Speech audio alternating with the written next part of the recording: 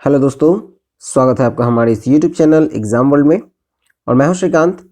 और आज हम लोग पढ़ेंगे आरआरबी एनटीपीसी का जो 2020-21 में होने हैं उसका ये प्रैक्टिस सेट नंबर 3 है, जिसको आज हम लोग डिस्कस करेंगे। तो चलिए शुरू करते हैं। शुरू करने से पहले आपसे रिक्वेस्ट है कि अगर आप हमारे चैनल पर नए हैं तो प्लीज़ चैनल को सब्सक्राइब कर लीजिए और सब्सक्राइब करके नोटिफिकेशन बेल दबाना ना भूलें। तो चलिए शुरू करते हैं। देखिए, ये सेट जो हम लोग डिस्कस कर रहे हैं वो एक्चुअली एनटीपीसी 2016 में पूछे गए थे। ये प्रीवियस ईयर का क्वेश्चन है और ये 28 मार्च 2016 को जो सिर्फ 3 में एग्जाम हुए थे उसके सभी जीके जीएस के सभी प्रश्न इसमें हैं। पहला प्रश्न है, जीवन की मूलभूत इकाई क्या है? तो इसका सही उत्तर होगा ऑप्शन नंबर 1, कोशिका, जिसे कहते हैं सेल।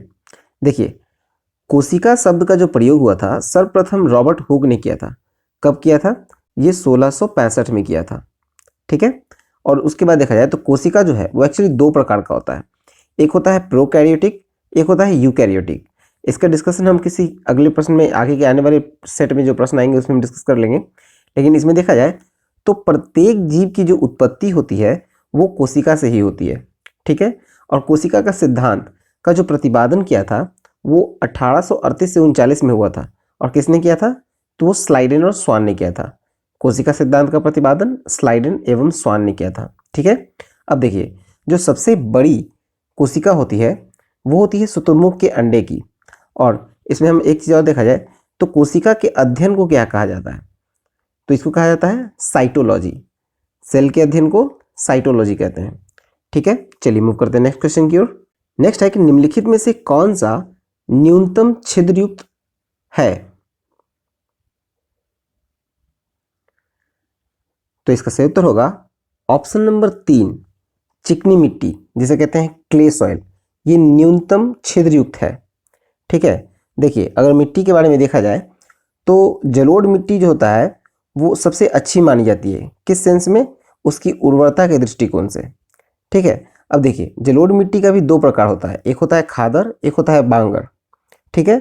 अब आते हैं काली मिट्टी पे। काली मिट्टी जो है वो कपास की खेती के लिए बहुत अच्छी मानी जाती है और काली मिट्टी को हम लोग रेगुर मिट्टी के नाम से भी जानते हैं। फिर देखिए, आता है लाल मिट्टी की ओर। लाल मिट्टी का जो लाल रंग होता है वो एक्चुअली आयरन ऑक्साइड के कारण होता है। और लेटराइट मिट्टी, लेटराइट मिट्टी में हम लोग चाय की खेती के लिए सर्वाधिक महत्वपूर्ण माना जाता है उसे। चलिए अब नेक्स्ट देखें। नेक्स्ट है, चाणक्य का एक अन्य नाम क्या है? तो इसका सही उत्तर होगा ऑप्शन नंबर 2, विष्णुगुप्त। देखिए, इसका एक और नाम है, वो है कौटिल्य। ठीक है। कौटिल्य भी आपको चाणक्य का नाम है। ठीक है। अब देखिए, चाणक्य जो है एक्चुअली वो चंद्रगुप्त मौर्य का प्रधानमंत्री था और चाणक्य द्वारा एक पुस्तक लिखी गई थी जिसका नाम था अर्थशास्त्र।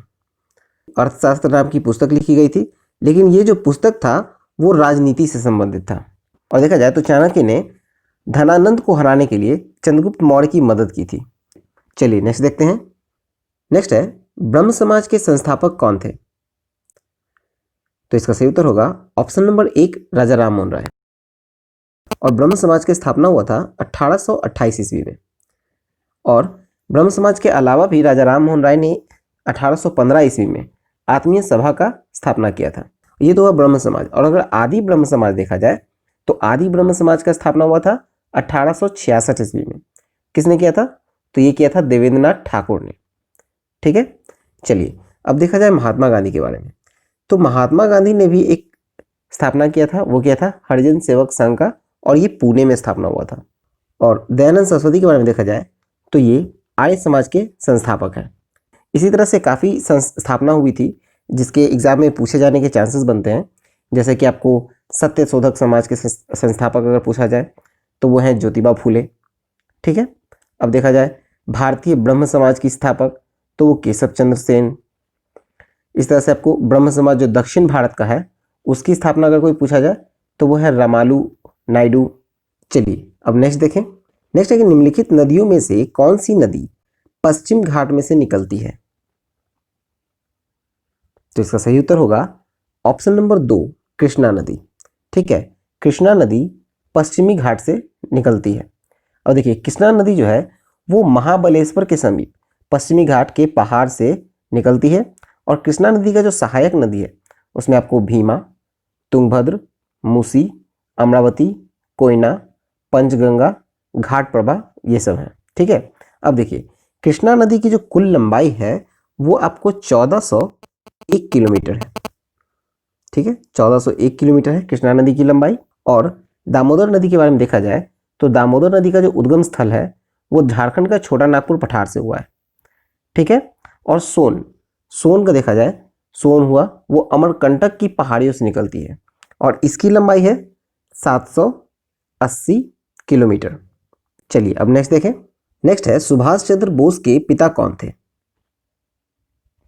तो इसका सही उत्तर होगा ऑप्शन नंबर 2, जानकीनाथ बोस। ठीक है, सुभाष चंद्र बोस के पिता जानकीनाथ बोस थे और इनका जो जन्म हुआ था वो उड़ीसा के कटक में हुआ था। ठीक है, अब देखिए सुभाष चंद्र बोस ने 1943 में इन्होंने आज़ाद हिंद सरकार का गठन किया था। कहाँ किया था? सिंगापुर में। ठीक है, सिंगापुर में इसने आज़ाद हिंद फौज का गठन किया था और फॉरवर्ड ब्लॉक का स्थापना भी सुभाष चंद्र बोस ने किया था। चलिए अब नेक्स्ट देखें। नेक्स्ट है निम्नलिखित में से कौन सी एक उत्कृष्ट धातु है, मतलब कि वो नोबेल धातु है? तो इसका सही उत्तर होगा ऑप्शन नंबर 2, चांदी। चांदी एक उत्कृष्ट धातु है इन ऑप्शन में। ठीक है, और इसी तरह से और देखा जाए तो जैसे आपको गोल्ड, प्लैटिनम, सिल्वर, मरकरी, ये सभी नोबेल धातु है। अब देखिए सबसे भारी धातु अगर देखा जाए तो वो होता है ऑस्मियम, जिसे ओएस कहते हैं। ठीक है, और प्लैटिनम जो है वो सबसे कठोर धातु होती है। चलिए अब नेक्स्ट देखें। नेक्स्ट है प्रसिद्ध यात्री जहाज टाइटैनिक किस देश का था? इसका सही उत्तर होगा ऑप्शन नंबर 3, ग्रेट ब्रिटेन। चलिए नेक्स्ट देखते हैं। नेक्स्ट है मरियाना ट्रेंच किस महासागर में स्थित है? इसका सही उत्तर होगा ऑप्शन नंबर 2, प्रशांत महासागर में। और देखा जाए तो मरियाना ट्रेंच का जो गहराई है वो आपको 11,022 मीटर है। ठीक है, और इसी तरह से देखा जाए तो हिंद महासागर में कौन है? तो वहाँ पे है आपको सुंडा गर्त। और अटलांटिक महासागर में देखा जाए तो वो है प्यूरिटो रिको गर्त। और हिंद महासागर में देखा जाए तो वहाँ पे आपको मिलेगा सुंडा गर्त। ठीक है, अब देखिए अगर आर्कटिक महासागर में देखा जाए तो वहाँ पे यूरेशियन बेसिन है। चलिए अब नेक्स्ट देखते हैं। नेक्स्ट है मानव शरीर में सबसे छोटी हड्डी कौन सी है? तो इसका सही उत्तर होगा ऑप्शन नंबर 3, स्टेपिज। और स्टेपिज कहाँ की हड्डी होती है? तो ये आपको कान की हड्डी होती है। ठीक है, और मानव शरीर में कुल हड्डियों की संख्या कितनी होती है? वो होती है 206। ठीक है, और अगर बाल्य अवस्था में देखा जाए तो हड्डियों की संख्या होगी 208। हड्डियों के मतलब जो अध्ययन होता है उसको हम लोग क्या कहते हैं? उसको कहा जाता है ऑस्टियोलॉजी। और ये जो जांघ की हड्डी होती है फीमर, ये शरीर की सबसे बड़ी हड्डी होती है। चलिए नेक्स्ट देखें। नेक्स्ट है पीछे की ओर उड़ने वाला एकमात्र पक्षी कौन सा है? तो इसका सही उत्तर होगा option number 1, humming bird. Humming bird एकमात्र पक्षी है जो पीछे की ओर उड़ सकता है। ठीक है, और हमिंग बर्ड ही विश्व का सबसे छोटा पक्षी है। और कीवी के बारे में देखा जाए तो ये आपको न्यूजीलैंड में मिलेगा और ये न्यूजीलैंड का राष्ट्रीय पक्षी है। और इसी तरह से और पक्षियों के बारे में देखा जाए तो जो नकल करने में कुशल पक्षी होता है उसको लायर बर्ड कहते हैं, वो आपको ऑस्ट्रेलिया में पाया जाता है। ठीक है, और शुतुरमुर्ग जो है वो देखा जाए तो विश्व का सबसे बड़ा पक्षी है। चलिए अब नेक्स्ट देखें। नेक्स्ट है ऑक्टोपस के खून का रंग कैसा होता है? तो इसका सही उत्तर होगा ऑप्शन नंबर 2, नीला। ऑक्टोपस के खून का रंग नीला होता है। ऑक्टोपस का प्रचलित नाम अगर हम लोग देखें तो उसे कहते हैं श्रिंगबीन। ठीक है, और इसके शरीर में 3 भागों में विभक्त होता है। इसका शरीर जो होगा वो एक्चुअली 3 भाग में विभक्त होगा। एक होगा सिर, एक होगा अंतरांग और तीसरा होगा पाद। इनकी श्वसन का जो प्रक्रिया है वो एक्चुअली गिल्स या फिर टिनोरिया के द्वारा होता है। इनका उत्सर्जन जो होता है वो वृक्क के द्वारा होता है। ठीक है, चलिए नेक्स्ट देखें। नेक्स्ट है ऑस्ट्रेलिया का सबसे अधिक घनी आबादी वाला शहर कौन सा है? सही उत्तर होगा ऑप्शन नंबर 2, सिडनी। सिडनी जो है एक्चुअली सबसे घनी आबादी वाला शहर है ऑस्ट्रेलिया का। और ऑस्ट्रेलिया की जो राजधानी है वो है कैनबरा। फिर देखा जाए पर्थ, तो पर्थ जो है वो आपको स्वान नदी के किनारे बसा हुआ है। ठीक है, और देखिए सिडनी के बारे में देखा जाए तो सिडनी जो है वो डार्लिंग नदी के किनारे बसा हुआ है। ठीक है, चलिए नेक्स्ट देखें। नेक्स्ट है भारतीय विज्ञान संस्थान कहाँ पर स्थित है? तो इसका सही उत्तर होगा ऑप्शन नंबर 2 बेंगलुरु। भारतीय विज्ञान संस्थान बेंगलुरु में स्थित है। बेंगलुरु में कुछ और भी संस्थान स्थित है। अगर उसके बारे में देखा जाए तो आपको रमन अनुसंधान संस्थान बेंगलोर में मिलेगा, फिर भारतीय खगोल संस्थान वो भी आपको बेंगलोर में मिलेगा, और अगर कानपुर में देखा जाए तो यहाँ पर आपको मिलेगा भारतीय दलहन शोध संस्थान, और कानपुर में एक और है भारतीय चीनी तकनीकी संस्थान। फिर अगर मुंबई में देखा जाए तो यहाँ पे आपको भारतीय भू चुंबकीय संस्थान मिलेगा। फिर चेन्नई में अगर देखा जाए तो यहाँ पे आपको केंद्रीय चमड़ा अनुसंधान मिलेगा। ये सारे इंपॉर्टेंट हैं जो एग्जाम में पूछे जाते हैं। तो चलिए अब नेक्स्ट देखते हैं। नेक्स्ट है निम्नलिखित में से कौन सा खेल ओलंपिक से हटा दिया गया है? तो इसका सही उत्तर होगा ऑप्शन नंबर 3 बेसबॉल। बेसबॉल को ओलंपिक से हटा दिया गया है। ठीक है, और देखा जाए तो आधुनिक ओलंपिक की जो शुरुआत हुई थी वो हुई थी 1896 में, और ओलंपिक को जो अंतर्राष्ट्रीय संस्था है अंतर्राष्ट्रीय ओलंपिक समिति वो ओलंपिक का संचालन करता है। ठीक है, और इसका स्थापना हुआ था 1894 में, और इसका मुख्यालय कहाँ है? तो वो लुसाने में है, स्विट्जरलैंड में। लुसाने स्विट्जरलैंड में है। और देखिए जो 2020 में ओलंपिक होने वाले थे वो एक्चुअली टोक्यो जापान में होने वाले थे, लेकिन कोविड के कारण उसे टाल दिया गया। अब वो 2021 में होंगे। नेक्स्ट है कंप्यूटर के संदर्भ में लैन का क्या तात्पर्य है? तो इसका सही उत्तर होगा option number 2 local area network. ठीक है, लैन का होता है लोकल एरिया नेटवर्क। उसी तरह अगर कंप्यूटर के सिस्टम में और भी फुल फॉर्म देखा जाए तो इसे मैन का हो गया आपको मेट्रोपॉलिटन एरिया नेटवर्क। फिर आ गया वैन हो गया आपको वाइड एरिया नेटवर्क। नेक्स्ट देखते हैं। नेक्स्ट है वर्तमान में हमारे द्वारा उपयोग किए जाने वाले रासायनिक प्रतीकों की उपयोग विधि किसने तैयार की थी? तो इसका सही उत्तर होगा ऑप्शन नंबर 3 बर्जीलियस।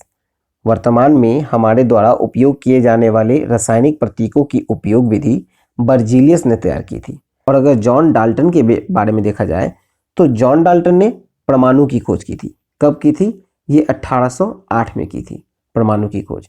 फिर आपको लुईस पास्चर के बारे में देखा जाए तो लुईस पास्चर ने रेबीज के टीके की खोज की थी। ठीक है, रेबीज जो कुत्ता के काटने से होता है, और जो रेबीज होता है तो इंसान को पानी से डर लगता है। ठीक है, उसको हाइड्रोफोबिया हो जाता है। और इसके और देखा जाए लुईस पास्चर के बारे में तो लुईस पास्चर ने दूध के पॉस्चराइजेशन की भी खोज की थी। और इसी तरह से अगर देखा जाए वायरस की खोज मतलब विषाणु की खोज किसने की थी? तो उसने इवानोविस्की ने की थी। चलिए नेक्स्ट देखते हैं। नेक्स्ट है कि पृथ्वी का जल चक्र किसके द्वारा संचालित होता है? सही उत्तर होगा ऑप्शन नंबर 3 सूर्य के द्वारा। पृथ्वी के जल चक्र सूर्य के द्वारा संचालित होता है। ठीक है, अब देखिए पृथ्वी के बारे में देखा जाए तो पृथ्वी जो है अपने अक्ष पर 23.5 डिग्री पे झुका हुआ है। ठीक है, 23.5 डिग्री पे झुका हुआ है, और पृथ्वी को सूर्य की परिक्रमा करने में 365 दिन 5 घंटे 48 मिनट 46 सेकंड का समय लगता है। अब देखिए पृथ्वी पर जो ऋतु परिवर्तन होती है वो इसकी अक्ष के झुके होने के कारण ही होती है। ठीक है, चलिए नेक्स्ट देखें। नेक्स्ट है ओएनजीसी का मुख्यालय कहाँ स्थित है? तो इसका सही उत्तर होगा ऑप्शन नंबर 4 देहरादून। ओएनजीसी का मुख्यालय देहरादून में स्थित है। इसी तरह से अगर देखा जाए और कंपनीज का कि मुख्यालय कहाँ स्थित है, जैसे कि आपको भेल का अगर पूछा जाए कि कहाँ स्थित है तो इसका मुख्यालय स्थित है आपको नई दिल्ली में। फिर आईओसी इंडियन ऑयल कॉर्पोरेशन, इसका मुख्यालय भी आपको नई दिल्ली में है। ठीक है, फिर देखा जाए कोल इंडिया लिमिटेड CIL जिसे कहते हैं तो वो आपको कोलकाता में स्थित है। चलिए नेक्स्ट देखें।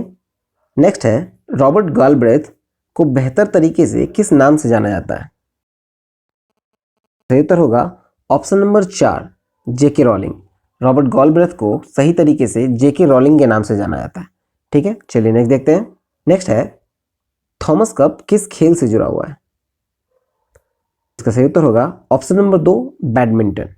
ठीक है, और अगर बैडमिंटन के बारे में देखा जाए तो बैडमिंटन से जुड़ा हुआ कुछ और कप है, जैसे कि नारंग कप, चड्डा कप, अमृत दीवान कप, ये सब बैडमिंटन से जुड़े हुए कप है। ठीक है, अब देखिए आधुनिक बैडमिंटन का जो विकास है वो इंग्लैंड में हुआ था, और इसका सर्वोच्च संस्था है इंटरनेशनल बैडमिंटन फेडरेशन। ठीक है, चलिए, और अगर हॉकी के बारे में देखा जाए तो इसके भी कुछ कप ट्रॉफी अगर देखा जाए तो है बैटन कप, बेगम रसूल ट्रॉफी। उसी तरह से आपको टेबल टेनिस के बारे में अगर देखा जाए तो आपको बर्नाबेले कप, ये टेबल टेनिस से संबंधित है। चलिए नेक्स्ट देखें। नेक्स्ट है सूर्य की ऊर्जा किस माध्यम से उत्पन्न होती है? तो सही उत्तर है ऑप्शन नंबर 1 परमाणु संलयन मतलब न्यूक्लियर फ्यूजन। अब देखिए सूर्य जो है वो अपने सौरमंडल का प्रधान है, ठीक है, और सूर्य का उम्र लगभग आपको 5 बिलियन वर्ष है। और सूर्य का अगर व्यास देखा जाए डायमीटर तो वो 13,92,000 है, किलोमीटर है, ठीक है। चलिए नेक्स्ट देखें। नेक्स्ट है निम्नलिखित में से कौन सा शहर वास्तुकला की दृष्टि से नियोजित शहर है? तो इसका सही उत्तर है ऑप्शन नंबर 4 चंडीगढ़। वास्तुकला से नियोजित शहर जो है वो चंडीगढ़ है, ठीक है। चलिए नेक्स्ट देखते हैं। नेक्स्ट है सबसे बड़ा स्तनपायी जिसे मैमल कहते हैं वो कौन सा है? तो उसका सही उत्तर होगा ऑप्शन नंबर 3 ब्लू व्हेल। सबसे बड़ा स्तनपायी ब्लू व्हेल है, ठीक है। और स्तनधारी वर्ग में रक्त का सबसे अधिक तापमान अगर देखा जाए तो वो होता है बकरी का, ठीक है। उसका औसत तापमान आपको 39 डिग्री सी होता है। चलिए अब नेक्स्ट देखें। नेक्स्ट है शब्द विषुव यानी इक्विनॉक्स, ये संदर्भित करता है? सही उत्तर होगा ऑप्शन नंबर 2 दिन और रात एक समान अवधि के होते हैं। विषुव का अर्थ होता है दिन और रात एक समान अवधि के होते हैं। चलिए नेक्स्ट देखते हैं। नेक्स्ट है पारिस्थितिकी तंत्र मतलब इकोसिस्टम की संकल्पना को किसने परिभाषित किया था? इसका सही उत्तर होगा ऑप्शन नंबर 1 आर्थर ट्रांसले ने।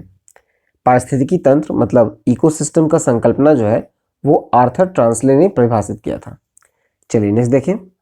नेक्स्ट है दुनिया में बोली जाने वाली दूसरी सबसे बड़ी भाषा कौन सी है? तो इसका सही उत्तर होगा ऑप्शन नंबर 2 स्पेनिश। दुनिया में बोली जाने वाली दूसरी सबसे बड़ी भाषा है स्पेनिश। चलिए नेक्स्ट देखें। नेक्स्ट है विकास का सिद्धांत किसके द्वारा प्रस्तावित किया गया था? तो इसका सही उत्तर होगा ऑप्शन नंबर 1 चार्ल्स डार्विन। विकास का सिद्धांत चार्ल्स डार्विन के द्वारा प्रस्तावित किया गया था। और देखिए आइंस्टीन के द्वारा आपको सापेक्षता का सिद्धांत मतलब जिसे कहते हैं थ्योरी ऑफ रिलेटिविटी उसका प्रतिपादन किया गया था। और आइंस्टीन का जो जन्म हुआ था वो जर्मनी में हुआ था, ठीक है। और देखा जाए न्यूटन के बारे में तो गति विषयक जो नियम है वो न्यूटन ने दिया था। चलिए नेक्स्ट देखें। नेक्स्ट है लाइट पेन क्या है? तो इसका सही उत्तर होगा option number 2 input device. Light pen एक इनपुट डिवाइस है, ठीक है। और इसी तरह से कुछ और इनपुट डिवाइस देखा जाए तो जैसे स्कैनर, कीबोर्ड, वेब कैमरा, ये इनपुट डिवाइस है। और अगर आउटपुट डिवाइस के बारे में देखा जाए तो आपको मॉनिटर, स्पीकर, प्रिंटर, ये आउटपुट डिवाइस है, ठीक है। चलिए नेक्स्ट देखते हैं। नेक्स्ट है रियाल किस देश की मुद्रा है? तो सही उत्तर होगा option number 3 Brazil. Real Brazil की मुद्रा है। और रियाल कुछ अन्य देशों में भी चलता है जैसे कि ईरान, कतर, ओमान, सऊदी अरब, यमन, यहाँ भी रियाल है। फिर चाइना का अगर मुद्रा देखा जाए तो आपको युआन, फिर जाम्बिया का मुद्रा देखा जाए तो वो है दलासी, फिर क्यूबा का मुद्रा है पीसो, ठीक है। चलिए नेक्स्ट देखें। नेक्स्ट है कि इनमें से कौन सा रासायनिक परिवर्तन का एक उदाहरण है? तो इसका सही उत्तर होगा ऑप्शन नंबर 3 न्यूट्रलाइजेशन या निष्क्रियकरण। ये रासायनिक परिवर्तन का एक उदाहरण है। चलिए नेक्स्ट देखें। नेक्स्ट है दादा साहब फाल्के पुरस्कार से सम्मानित होने वाला प्रथम व्यक्ति कौन था? तो इसका सही उत्तर होगा ऑप्शन नंबर 4 देविका रानी। दादा साहब फाल्के पुरस्कार से सम्मानित होने वाला प्रथम व्यक्ति देविका रानी। देखिए देविका रानी को दादा साहब फाल्के पुरस्कार कब मिला था? वो मिला था 1969 में, ठीक है। और पृथ्वीराज कपूर को जो मिला था वो 1971 में मिला था और उनको मरणोपरांत मिला था, ठीक है। फिर देखिए सत्यजीत रे, तो सत्यजीत राय को 1984 में मिला था। और लता मंगेशकर को मिला था 1989 में, ठीक है। इसलिए सबसे पहले देविका रानी को। और देखा जाए दादा साहब फाल्के पुरस्कार के बारे में तो ये आपको फिल्म के क्षेत्र में विशेष योगदान के लिए दिया जाता है। चलिए नेक्स्ट देखें। नेक्स्ट है पौधे का कौन सा हिस्सा पानी और खनिज के परिवहन को सक्षम करता है? तो इसका सही उत्तर होगा ऑप्शन नंबर 3 जाइलम। जाइलम जो है वो पौधे को पानी और खनिज के परिवहन में सक्षम करता है। ठीक है, जाइलम पौधों को यांत्रिक दृढ़ता प्रदान करता है और पौधे की आयु की जो गणना होती है वो जाइलम का जो ऊतक होता है उसका वार्षिक वलय के गिनकर होता है। और देखिए पौधे की आयु का जो निर्धारण होता है उस विधि को कहते हैं डेंड्रोक्रोनोलॉजी। ठीक है, चलिए नेक्स्ट देखें। नेक्स्ट है कि इनमें से कौन एक भारतीय गणितज्ञ थे। सही उत्तर होगा ऑप्शन नंबर 3 भास्कर। भास्कर भारतीय गणितज्ञ थे। चलिए नेक्स्ट देखें। तो चलिए ये वीडियो यहाँ पर समाप्त होता है। आई होप आपको अच्छा लगा हो तो प्लीज़ वीडियो को लाइक करें, शेयर करें और अगर अभी तक आपने सब्सक्राइब नहीं किया है तो सब्सक्राइब करके नोटिफिकेशन बेल दबाना ना भूलें। हमारे सभी भी वीडियोज़ के जो PDF है वो आपको टेलीग्राम पे मिल जाएंगे, जिसका लिंक नीचे डिस्क्रिप्शन बॉक्स में दिया गया है, तो उसे ज्वाइन कर लीजिएगा। और मिलते हैं अगले वीडियो में। All the best and thank you for watching exam world.